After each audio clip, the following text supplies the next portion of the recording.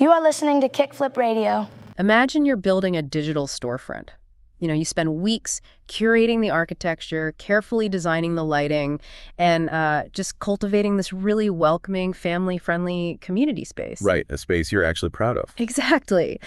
And then, one morning, you get officially reprimanded by platform moderators because a mob of anonymous trolls reported a picnic table. Yeah, a literal piece of virtual furniture. It's wild. Today, we're doing a deep dive into how a completely harmless, scripted cuddle animation embedded in a picnic table became the weapon of choice for a coordinated digital witch hunt. It's a fascinating and, frankly, terrifying case study. So if you are joining us today, you are someone who fundamentally wants to understand the mechanics of online communities. Not just the glossy, utopian version of how digital societies operate, but, the gritty reality of how they break down. Yeah, the stuff that happens when things go wrong. Right. We are going to dissect how a highly specific technical misunderstanding about AI generation spiraled into an orchestrated harassment campaign. Plus, how platform architecture actually rewards bad actors and how creators can build actual fortresses to defend their digital real estate. And we are moving beyond the era of simple text-based moderation here. We're getting into the complex realm of spatial web governance. Totally. Because when harassment moves from a comment section into a three-dimensional virtual environment, the psychological toll on the victim multiplies exponentially. It really does. So our sole source and roadmap for this deep dive is a heavily detailed May 2026 paper by KiCKFLiP Numbers. It's a brilliant breakdown. It really is. And the mission today is to unpack the architecture of this digital harassment. We're going to look at the story of what actually happened, the pattern or the playbook these trolls use, the system failures that allow it, and finally the solutions to fight back. What's fascinating here is that while the specific battleground is the virtual world of Second Life, the sociology of the crowd and the systemic failures we're going to talk about, they apply to almost any online community where user-generated content and moderation tools intersect. Exactly. It's universal. Okay, let's unpack this and start with the catalyst. According to KiCKFLIP's documentation, a Second Life creator was utilizing emerging AI tools to assist in building 3D objects, which in the game are known as mesh. Right, 3D mesh. So they were taking 2D reference images and using AI to generate brand new 3D approximations of those images. But a vocal subset of the community publicly accused this creator of copybotting. Which is a very heavy accusation in that world. Extremely heavy. To truly grasp how absurd this accusation is, we need to understand the underlying mechanics. Like, what exactly is the technical distinction between generating a mesh from a 2D image and actual copybotting? Wait, to understand the distinction, we have to look at the mathematical reality of 3D rendering. In a virtual world, a 3D object, the mesh, is made up of vertices, edges, and faces. And these elements form a polygon grid, which we call topology. That topology is then wrapped in a texture using a coordinate system called UV mapping. So it's basically highly complex mathematical architecture. Exactly. It's entirely math. Now, copybotting is a very specific malicious action. It involves using illicit third-party software to intercept the data stream between the game's server and the user's graphics card. Oh, wow. So it's literally skimming the data. Yes. The copybot literally skims the exact geometric data, the precise mathematical coordinates of the vertices and the UV maps, and clones it perfectly. It is the literal theft of existing digital assets. Okay, but let me play devil's advocate here for a second. Yeah. I think a lot of people might look at a 2D to 3D AI generation tool and argue that it's, a distinction without a difference. If an AI is trained on thousands of existing 3D models or 2D images, and it spits out a chair that looks substantially like a chair someone else made, aren't these trolls reacting to a legitimate anxiety about originality? I see what you're saying. Like, even if the geometry isn't identical, the vibe feels like copying to a layperson. It's the difference between looking at a photograph of a chair to build your own unique wooden chair versus breaking into someone's shop, making a mold of their chair, and mass-producing exact clones. That analogy is actually perfect, because there is a profound difference between a philosophical anxiety regarding machine learning training data and a literal accusation of code theft, which is what copybotting represents. Right. It's a completely different crime. Exactly. When a creator uses an AI to look at a flat 2D photograph of a chair and generate a 3D approximation, the resulting geometry is entirely novel. The mathematical coordinates are new.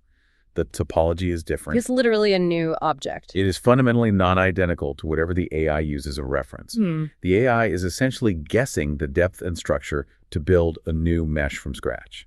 So accusing someone of copybotting in this scenario is like accusing that artist who paints a portrait from a photograph of breaking into a museum and physically stealing the original painting. Yes.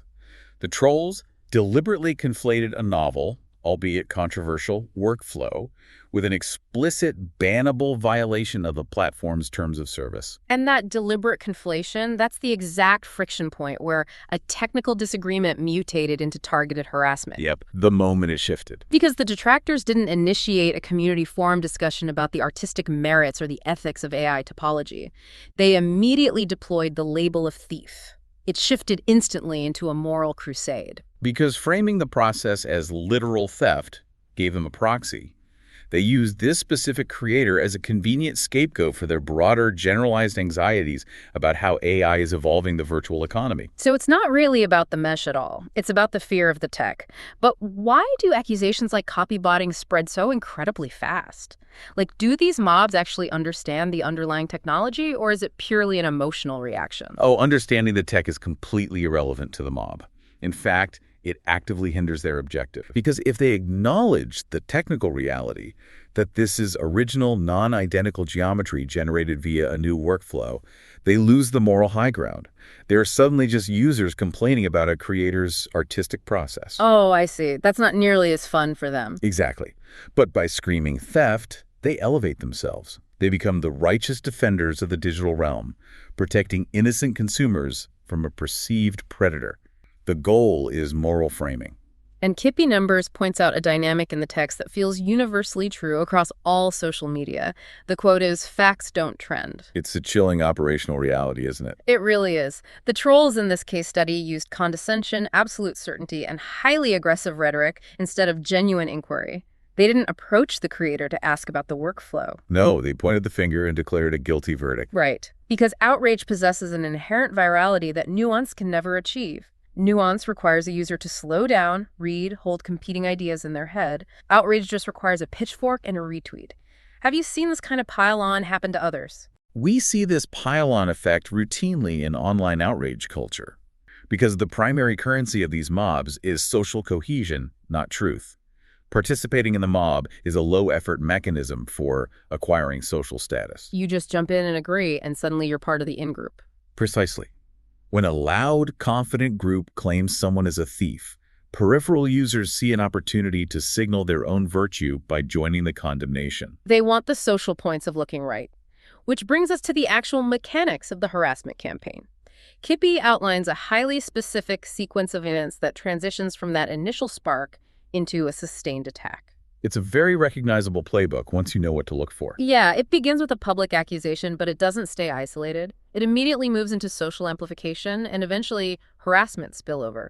The attackers utilize group chats, private instant messages, and their broader social networks to distribute these claims. It operates like a highly organized distribution network for a fabricated narrative. And this sequence relies heavily on the sociology of groupthink. Right, which the source mentions specifically. Yeah. Groupthink thrives in closed communication loops, like private group chats or insular Discord servers. The shared outrage acts as the social glue. If a user receives a private message from a peer claiming a specific creator is stealing assets, and they validate that claim, they strengthen their bond with that peer. And conversely, if they demand proof, they risk getting kicked out of the group. Exactly. To question the accusation would risk social friction. Consequently, people join in without verifying the underlying technical claims, because the act of participating is what solidifies their membership in the community. It's the ultimate paradox. In their quest to be the good guys, the mob engages in vicious behavior. They mob up their friends and everyone piles in, and they deliberately flatten complex technological issues into binary slogans. Like AI equals theft. Exactly, which is a brilliant slogan for a mob because it requires absolutely zero technical comprehension. Simplification is a potent weapon in any harassment campaign. A complex topic requires reading and comprehension. A slogan short-circuits critical thinking. It lowers the barrier to entry. Right. It allows the harassment to scale rapidly across social circles because you don't need to know what a UV map is. You just need to know who the enemy is. But what makes this case study so compelling and scary is that the harassment didn't remain confined to text boxes or forum threads. It bled into the physical, or rather the spatial reality of the virtual world. The harassment moved in-world. Yes. What does it look like when harassment leaves chat and enters your actual space? Because KiCKFLiP documents how individuals were implicitly and explicitly encouraged to visit the creator's store, scrutinize the inventory, and essentially audit the entire region. They didn't just target the creator.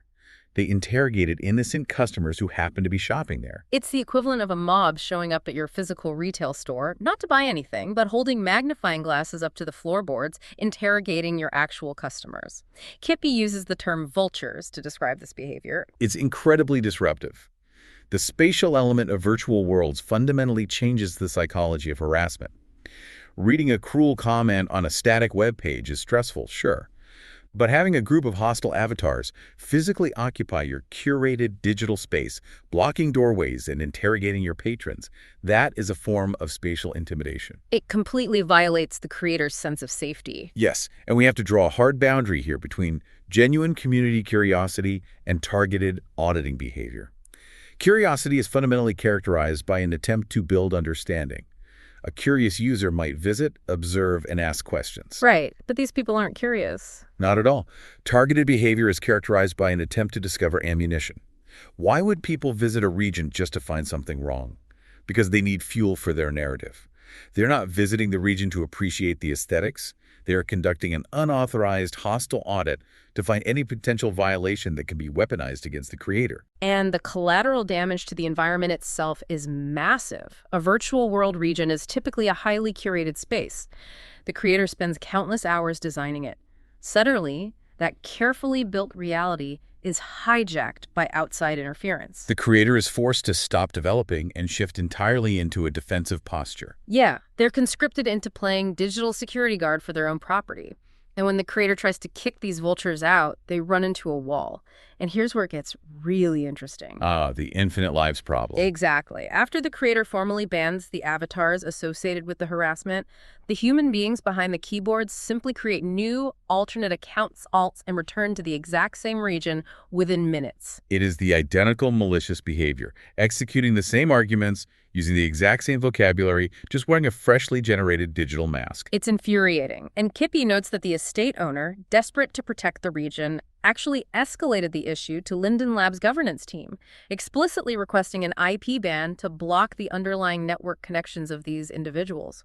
And governance denied the request. They completely denied it. They refused to issue an IP ban, despite it being a standard tool that platform administrators use themselves to handle extreme bad actors. Why is this alt account abuse so common, and why is it such a difficult problem for platforms to manage?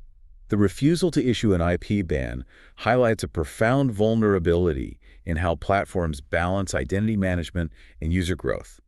Ban evasion via alternate accounts acts as a kind of social denial of service attack. Like a DDoS attack, but with avatars. Exactly. Just as a hacker floods a server with bot requests so legitimate traffic cannot get through, these trolls flood the creator's mental bandwidth and local moderation tools with a stream of dummy avatars. So banning an avatar doesn't actually solve anything if the human behind it can just spawn a new one in seconds. Right. It creates a persistent harassment loop. Yeah. The creator is forced into an endless war of attrition against an opponent with infinite ammunition. But let me play devil's advocate for the platform here. Isn't this an incredibly difficult tightrope for any tech company to walk? If Linden Lab introduces heavy friction to the account creation process like mandatory identity verification, they risk strangling their own platform's growth. That's the core issue. They want it to be easy for a new, legitimate user to join the game. If you make account creation difficult, you lose potential revenue. But by making it completely frictionless, you strip away the only effective defense against persistent bad actors. You are describing the fundamental tension of modern platform design. The architecture prioritizes the frictionless acquisition of new users over the operational security of existing established creators. And the platform externalizes the cost of that choice. The burden falls entirely on the creator. Completely. The creator must now dedicate their online hours to monitoring visitor lists and analyzing the behavior of freshly spawned accounts to determine if they are legitimate new players or returning harassers. And it is usually blatantly obvious when it's a returning harasser. a brand new avatar with 0 hours logged on the platform materializes and immediately navigates directly to a specific store on a specific coordinate to initiate an argument about AI mesh topology. It's a dead giveaway. But when the creator finally manages to document this endless evasion, when they gather the chat logs, track the alt accounts, and expose the coordinated manipulation to the public, the trolls execute a psychological maneuver that is genuinely dizzying. KiCKFLiP refers to it as the victim flip. Psychologists often refer to this tactic as DARVO, deny, attack, and reverse victim and offender. It is entirely surreal to witness. The harassers, who have spent days invading a space and coordinating attacks, suddenly reposition themselves as the aggrieved party. They play both the aggressor and the victim. Right. When the harassed creator attempts to publish the manipulative chats or point out the alt account evasion simply to explain to the community what is happening, the trolls immediately pivot. They start claiming, "You're stalking us," or "You're spying on our groups." It's pure projection. It really is. The creator is literally just holding up a mirror to the public behavior the trolls are actively engaged in. They are saying, "Look at the logs of what these avatars are doing to my store." And the trolls scream, "Help! We are being maliciously monitored!" And they use tone and rhetoric to manufacture a false equivalence. How confusing is this for an outside observer who just logs in and sees this crossfire? Oh, the strategy relies entirely on generating confusion for the casual observer. The trolls will aggressively insult, demean, and brigade the creator relentlessly in private, but the moment they are publicly confronted, they weaponize the language of vulnerability. So they act like apex predators when they think they have the numbers, and fragile victims the second the spotlight hits them. Precisely. The goal is to muddy the water so thoroughly that the truth becomes obscured by noise. If you are a peripheral community member and you see two users engaged in a bitter public dispute, one claiming you're stealing assets and the other claiming you're stalking my alts, you lack the forensic context to determine who is telling the truth. It visually presents as a messy, toxic, both sides are bad drama. Yes. And when a situation appears as though both sides are equally at fault, the vast majority of reasonable bystanders simply disengage and walk away. The aggressor benefits immensely from that apathy. It neutralizes the community support that the victim might have otherwise received. That is so incredibly manipulative. And to permanently solidify this false victimhood, the trolls escalate their tactics by weaponizing the one thing that is supposed to keep the platform safe: the reporting system. The abuse reports. Yes. This brings us to the abuse reporting system. This specific incident in KiCKFLiP's paper is the most profound indictment of automated moderation I have ever seen. The trolls are auditing the region, desperate to find the stolen mesh they've been screaming about. But they can't find any? Because the creator's workflow generated original geometry.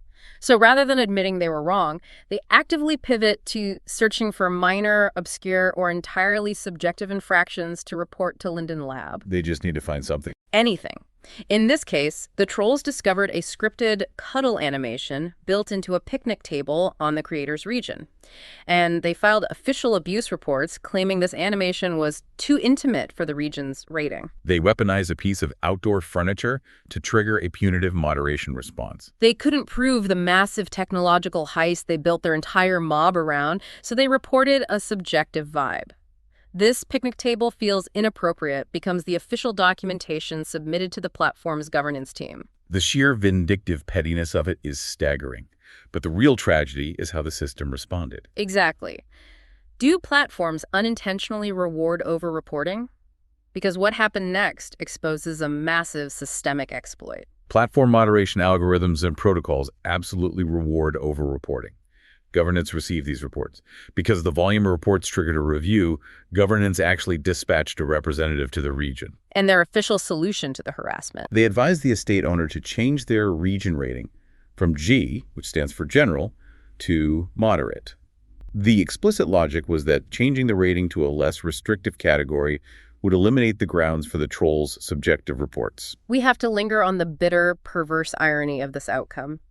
KiCKFLiP lays this out so clearly in the text. The estate owner deliberately selected the G rating because they wanted to enforce a strict standard of clean, family-friendly behavior. They were cultivating a wholesome environment. By officially advising the estate owner to downgrade the rating to moderate, purely to appease the harassers and stop the influx of frivolous reports, governance essentially mandated the degradation of the community's behavioral standards. It's astounding. A moderate rating allows for more mature dress and behavior. The platform's moderation team fundamentally altered the creator's curated safe space, specifically to placate a mob of bad actors. It is a textbook perverse incentive. The system taught the trolls a highly effective lesson.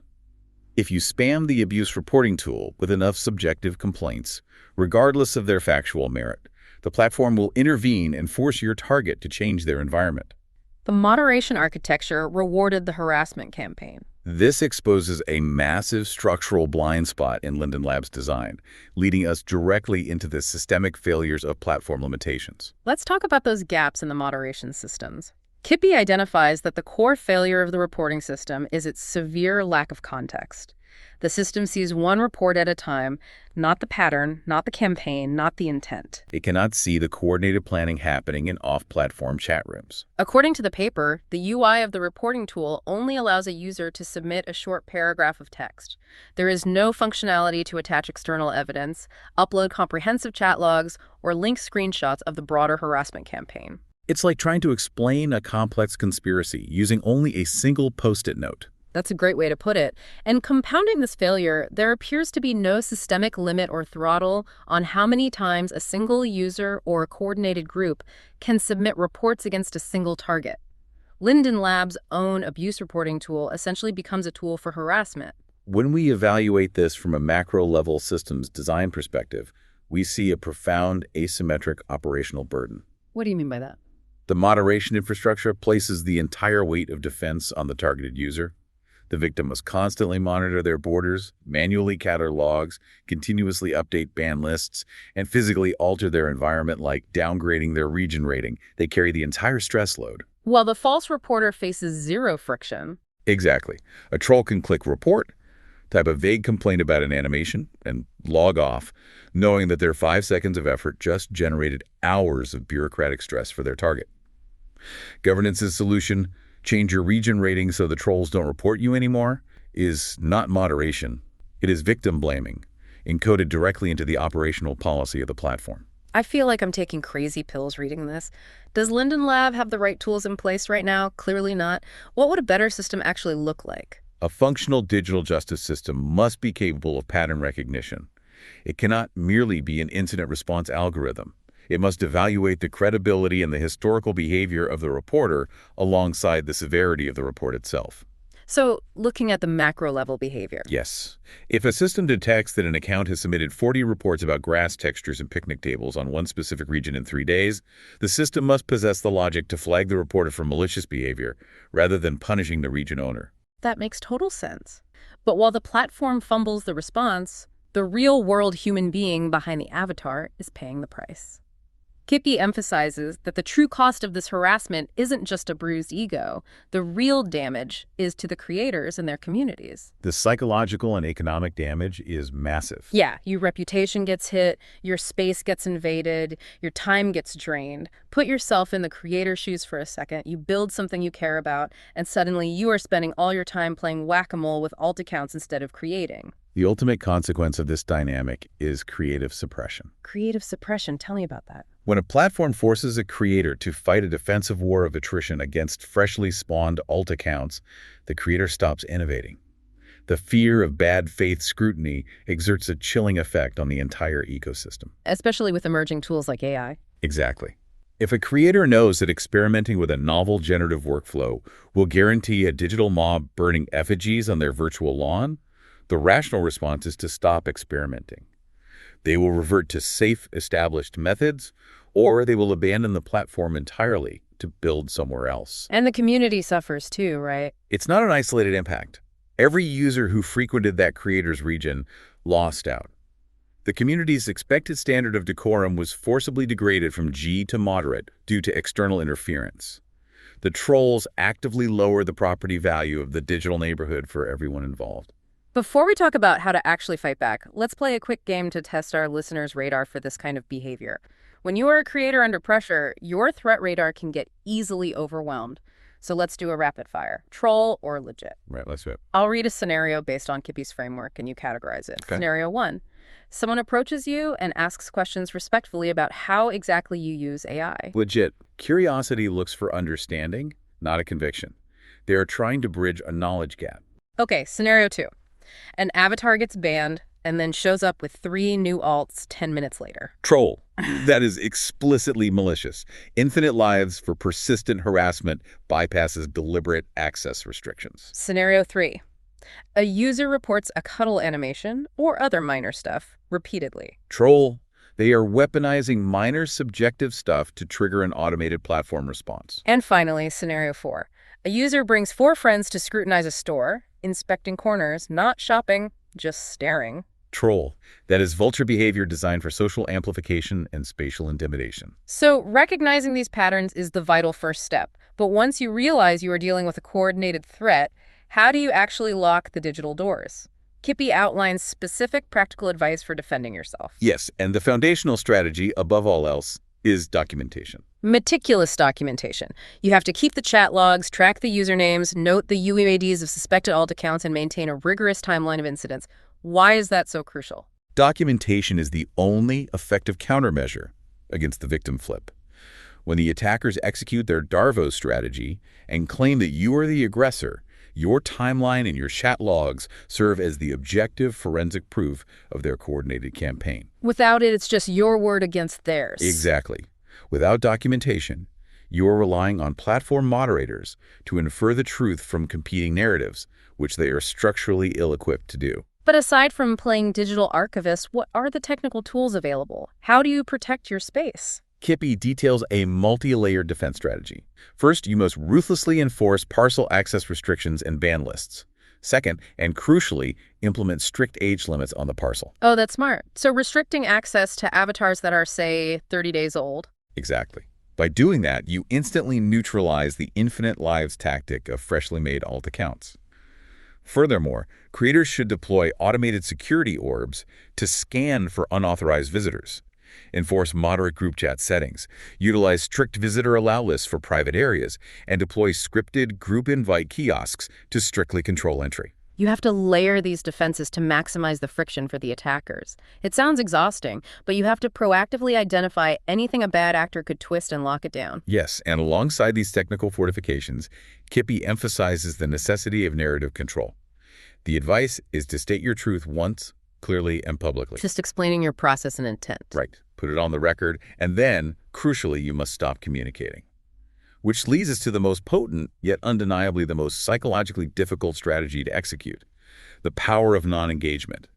I have to admit, reading the section gave me anxiety. When someone is actively lying about you publicly, every fiber of your being wants to jump in and correct the record. You want to scream, "You are wrong, and here is the proof." It is entirely counterintuitive. Why is not responding sometimes the strongest move? So what does this all mean? We have to analyze the operational goal of the troll. Trolls do not desire a debate. They desire reaction. They feed entirely on visibility, emotional distress, and the oxygen of ongoing engagement. So by responding, you're just giving them what they want. Yes, when you respond, even with a perfectly crafted, calm, factual rebuttal, you are not de-escalating the conflict. You are simply providing them with fresh linguistic material to twist, misrepresent, and feed back into their outrage loop. KiCKFLiP's golden rule here is absolute. Not every lie deserves oxygen. Not every lie deserves a reply. Not every lie deserves an ounce of relevance given to it by your attention. Calm equals control. Precisely. There is a massive distinction between defending your work and fueling the fire. Defending your work means utilizing the technical tools, setting boundaries, and stating your truth once. Fueling the fire is entering their arena and arguing in circles with individuals who have already predetermined your guilt. But to truly master non-engagement, you have to understand the psychology of the person attacking you. You have to understand the why. What actually motivates this kind of behavior? KiCKFLiP's analysis strips away the facade entirely. It is not about the mesh, it is not about the AI, it is not even about the rules. It is purely about attention, exerting control, farming social points within their in-group, and above all, the desperate need to look right instead of being right. Is this a new phenomenon in online spaces, or is it getting worse? The underlying psychological drive is ancient, but the digital tools of amplification have altered the scale. This behavior thrives in environments with low accountability and high anonymity. The trolls are engaged in a hyper-aggressive form of status seeking. Status seeking through destruction rather than creation. Exactly. They attempt to elevate their own perceived authority by publicly destroying others. They contribute nothing to the virtual world, yet they desperately attempt to dictate what has value by tearing down those who actually build. It is fundamentally pathetic, but even if we understand their pathetic motivations, the damage they do is very real. False accusations and reputation damage are incredibly serious consequences. KiCKFLiP writes, "Just because a crowd says it doesn't make it true." But the tragedy of virtual communities is that false accusations damage reputations with terrifying speed. It's so unfair. A lie can travel halfway around the virtual world before the truth has even got its boots on. Can you fully recover from that kind of narrative? It leaves a lingering stain.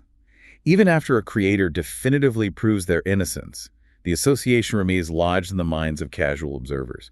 People will see the avatar and think, oh, isn't that the creator involved in that death drama? Which is exactly why the source asks whether there should be severe consequences for demonstrably false reporting. Absolutely. Because recovering from that false narrative requires immense community transparency in forming your community without escalating drama. But the burden shouldn't just be on the creator. The platform needs to step up. Let's talk about what needs to change. Constructive, forward-looking solutions. KiCKFLiP states that Linden Lab must evolve. What tools should platforms add to protect users? The recommendations are explicit. Platforms must deploy expanded reporting tools that allow users to link patterns of behavior and attach comprehensive evidence. They must implement stronger alt-account detection algorithms to break the infinite life loop. And they need clear guidance on AI tools, right? Yes, clear, definitive guidance so trolls cannot weaponize the ambiguity of the rules. And crucially, there must be harsh penalties for coordinated false reporting. I really want to zero in on the pattern versus single incident issue. A modernized trust and safety system must possess the capability to look at the macro level picture.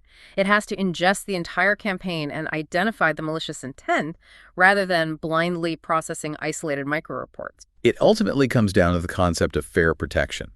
If governance possesses the technical capability to issue an IP ban, and we know they do, then creators enduring documented multi-account harassment campaigns must have a formalized mechanism to request and receive that exact level of platform protection. The governance gap must be closed. The platform must absorb the operational burden of moderation so that the creator can return to their primary function, creating. Until the platforms fix these broken systems, KiCKFLiP Numbers leaves us with an incredibly powerful final closing message for creators. The final word in the paper is build, create, defend your work, and don't let people who contribute nothing decide what has value. That is the foundational thesis of a healthy virtual economy. So what would you say to someone going through this right now? If you are listening to this deep dive and weathering one of these storms, hear this. Just because an action is reported to the platform doesn't make it a violation. Just because a coordinated mob is loud does not make them right. Keep creating despite the noise. Protect the residents who create. The residents who meticulously build the mesh and script the tools generate the actual value of any spatial web platform. If the platform fails to protect these creators from the weaponized ignorance of bad actors, the virtual world will stagnate. Innovation will die. So, to summarize our journey today, attacks happen when disruptive tools evolve faster than community comprehension, when people don't understand them, and bad actors weaponize that ignorance. Don't let trolls dictate what gets made. Layer your defenses, state your truth once, and get back to building. Thank you so much for joining us on this deep dive. Before we sign off, I want to leave you with one final, broader thought to mull over. We've spent this time dissecting how platforms urgently need better tools to stop trolls from weaponizing the ambiguity around AI.